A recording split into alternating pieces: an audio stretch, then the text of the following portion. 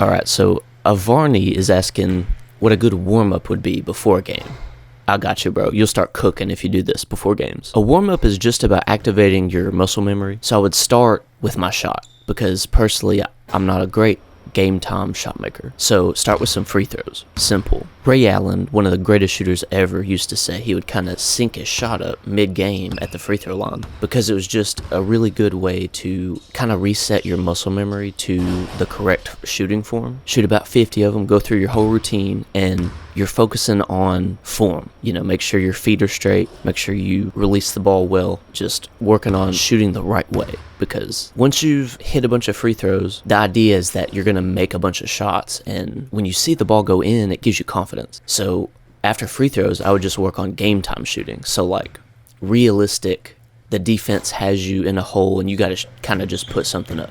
So I just dribble around a little bit and shoot something that's maybe a little bit off balance or not as relaxed and comfortable as a free throw, if that makes sense. Once you've done that, I would work on some handling. Depending on what you do, if you're a guard, you know, handling is insanely important. Honestly, you might work on handles before your shot if you're a point guard because, again, it's about muscle memory. And if you're activating your feel and your touch on the ball, you're more likely to keep the ball in your hands rather than losing it mid-game, you know, trying to get out of a sticky situation defensively or something. So that's what I would do, man. Free throws, and then I'd work on game time shots, and then after that, handles. But that's just me. And also, dude, I've never played organized ball. I come from street ball. So some of the best things that you can probably do for what you do specifically is kind of just look up on YouTube drills for what you do. If you are good at rebounding, get a teammate to throw it up there and practice grabbing that ball or reacting to it coming off the rim. Or if you're a passer, you know,